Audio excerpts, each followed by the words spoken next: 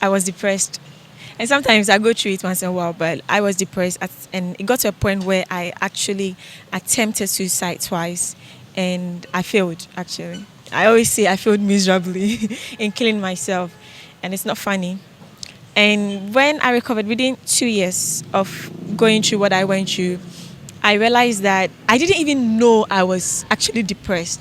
It was my friends, family, and people around me that were trying to like get me back on feet and everything. And until I started reading through and I got to realize that it was actually depression that I was going through. And when I realized that, I had to start researching. And through my research, I realized we don't have that here. We are not able to actually even come up to say, oh, this person is depressed. And even if it comes out, there is always this stigma around it that you have a mental problem. That's our bottom. So do you get it? So I was like, okay, if that is the case, God has been so good to me. I'm okay. I am happy, and this is the best way I can also give back. Why not start something that is going to like involve everybody? And who knows? The funny part was no.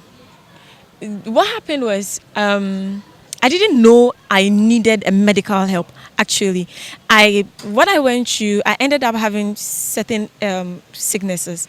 I had ulcer. I had so many other stuff. Like after what I did to myself, and in that I was going to the hospital. All right, but what helped me was my family and my friends.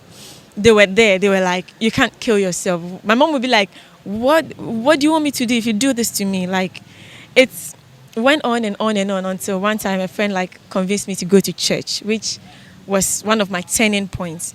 Do you understand? So I felt like faith or God has a role to play in this. When we started this is one of the reasons why we have both the imam and the prophets in there. I wouldn't say I have fully recovered.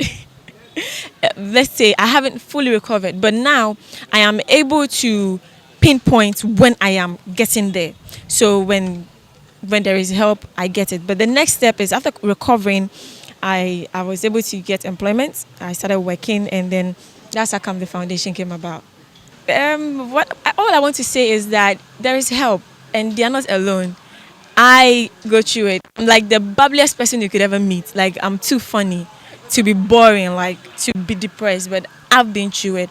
And I just want them to know they are not alone. And definitely 2020 we'll be doing a whole tour, a tertiary tour, and then we'll start our monthly DA meeting, depression and anxiety meetings very soon. So we'll communicate all that to everybody.